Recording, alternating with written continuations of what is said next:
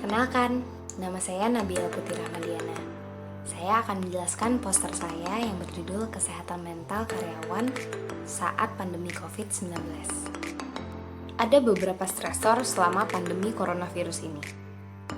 Stresor pertama adalah persepsi keselamatan, ancaman, dan resiko penularan. Selama pandemi, ketakutan dan kecemasan mulai terjadi. Kecemasan individu dapat meningkat setelah kematian pertama dan pelaporan media terkait dengan jumlah kasus baru. Dalam hal ini, individu takut akan kesehatan mereka sendiri dan keluarga mereka. Stresor kedua merupakan infobesitas versus yang tidak diketahui. Selama wabah pandemi, individu menghadapi infobesitas atau informasi yang berlebihan. Mereka menjadi kewalahan oleh kematian yang diketahui serta intensitas liputan media tentang wabah pandemi ini. Media sosial adalah salah satu saluran utama yang menyediakan informasi terkini mengenai COVID-19. Meskipun bisa memainkan peran penting dalam memfasilitasi komunikasi individu, media sosial tidak selalu menjadi sumber informasi terpercaya tentang pandemi ini. Bahkan ia dapat menyebarkan hoax. Stresor ketiga adalah karantina dan pembatasan. Karantina mengacu pada pemisahan individu yang berpotensi terkena penyakit menular dari anggota komunitas lainnya. Karantina ini juga mengacu pada pengurangan pergerakan individu yang berpotensi terkena penyakit menular. Dalam hal ini, Indonesia, terkhusus Padang, sudah melakukannya dengan istilah PSBB. Meskipun karantina bertujuan baik, namun ia dapat menyebabkan beban psikologis, emosional, juga finansial terhadap individu. Beberapa penelitian menunjukkan bahwa karantina selama pandemi dikaitkan dengan kesehatan mental yang lebih buruk dengan prevalensi gejala dan tekanan psikologis yang tinggi. Hubungan ini dapat menjadi lebih buruk karena durasi karantina. Stresor keempat adalah stigma dan pengucilan sosial. Stigma adalah salah satu konsekuensi sosial umum dari pandemi. Karena takut akan resiko penyakit, individu mengembangkan bentuk stereotip terhadap individu yang terkait dengan pusat penyakit dengan menghindarinya, menyalahkan wabah penyakit baru pada mereka. Selain individu yang positif atau terinfeksi, tenaga kesehatan juga tidak luput dari stigma ini. Hal ini sempat menjadi pemberitaan di beberapa media di Indonesia. Beberapa tenaga medis ada yang diusir dari kos-kosannya, dikucilkan, dan sebagainya. Stresor kelima adalah kerugian finansial dan ketidakamanan kerja. Pandemi menyebabkan gangguan bisnis. Pecahnya pandemi menyebabkan penutupan sekolah dan tempat kerja serta pemendekan jam kerja. Hal ini juga sering diberitakan di media, di mana ada beberapa perusahaan yang melakukan PHK terhadap karyawannya serta melakukan pemotongan gaji bagi karyawan yang dipertahankannya.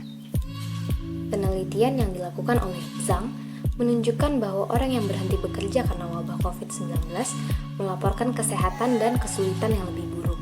Demikian juga studi yang dilakukan sebelumnya oleh Misashi saat pandemi SARS bahwa pengurangan pendapatan sangat mempengaruhi gangguan psikologis. Selain beberapa stresor yang sudah saya jelaskan, ada beberapa faktor yang meringankan atau memperparah efek COVID-19 terhadap kesehatan mental karyawan. Faktor pertama adalah faktor organisasi yang mencakup peran pekerjaan, teleworking, juga keselamatan dan manajemen kesehatan kerja. Pada peran pekerjaan, tenaga medis memiliki paparan virus yang sangat tinggi karena terus-menerus berhubungan dengan masyarakat umum yang membuat pekerjaan mereka berisiko tinggi dalam hal kesehatan mental, terutama saat pandemi ini. Pada keselamatan dan manajemen kesehatan kerja, pengusaha memiliki tanggung jawab untuk melindungi karyawan mereka dan memastikan tempat kerja bebas dari bahaya yang secara fisik dapat membahayakan mereka atau menyebabkan kematian mereka. Kemudian ada teleworking. Untuk mengendalikan resiko penyebaran COVID, beberapa karyawan dirumahkan atau melakukan WFH, yaitu work from home. Working adalah solusi yang baik untuk mempertahankan operasi perusahaan sambil memastikan kesehatan dan keselamatan karyawan. Namun, hal ini juga berdampak bagi psikologis karena pada teleworking, karyawan dapat bekerja lebih lama karena tidak adanya atau buramnya batas antara kehidupan pribadi dan profesional. Adalah faktor pemerintahan. Hal ini terkait dengan kebijakan-kebijakan yang dikeluarkan oleh pemerintah untuk menjamin kesejahteraan karyawan. Yang ketiga ada faktor individu.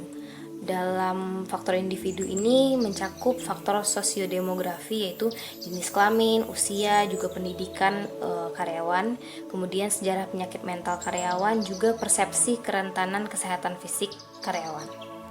Penelitian menunjukkan bahwa wanita lebih rentan mengalami depresi daripada pria dan memiliki kerentanan psikologis yang lebih besar daripada pria. Studi menunjukkan juga bahwa wanita hamil dan yang memiliki anak lebih peduli akan terinfeksi atau menularkan virus kepada lain. Selain itu, orang dewasa yang lebih tua lebih beresiko terhadap masalah kesehatan mental, terutama karena tingginya tingkat kematian di antara mereka selama COVID-19. Apa yang harus dilakukan untuk mempertahankan kesehatan mental karyawan saat pandemi COVID-19? Dari sisi karyawan, yang pertama adalah mempertahankan pola hidup sehat. Mencuci tangan, tidak sembarangan menyentuh wajah, physical distancing, makan makanan yang sehat, dan tidur yang cukup. Yang kedua, mengurangi kecemasan dengan membaca dan memilah informasi yang absah serta mendengarkan para ahli. Abaikan berita-berita yang hoax, teori-teori konspirasi yang belum jelas terbukti. Yang ketiga adalah keep in touch. Pertahankan hubungan dengan keluarga dan kolega. Bicarakan keresahanmu dengan orang yang dapat dipercaya. Yang keempat adalah meningkatkan sense of control dengan melakukan aktivitas rutin dan konsisten, seperti mengatur jadwal untuk bangun, sarapan, makan, beraktivitas, juga untuk istirahat. Yang kelima, memahami bahwa memang ada hal-hal yang di luar kendali individu sebagai manusia. Hal ini akan menjauhkan kita dari menaruh beban terlalu berat pada pikiran kita sendiri. Apabila kondisi terlalu sulit, segera cari bantuan melalui profesional. Saat ini, sejak masa pandemi, segala hal telah dimudahkan. Kita sudah bisa mencari bantuan profesional melalui internet dan aplikasi. Contohnya kayak Halodoc. Dari sisi perusahaan, yang pertama adalah mengoptimalkan komunikasi dan transparansi. Penting untuk bersikap transparan terhadap karyawan agar karyawan tidak merasa cemas atau khawatir akan kondisi pekerjaan mereka. Yang kedua adalah membuat kebijakan untuk pencegahan stigma seperti diskriminasi atau penyakit, mental illness, juga gender. Yang ketiga adalah manajemen teleworking dan mencegah isolasi sosial. 4. Melakukan training terhadap karyawan tentang protokol baru selama pandemi. Hal ini penting agar karyawan paham pentingnya protokol ini dijalankan serta untuk mengurangi persebaran virus. Yang terakhir adalah memprioritaskan kesejahteraan dalam rencana jangka panjang. Sekian penjelasan dari saya. Lebih dan kurang saya mohon maaf.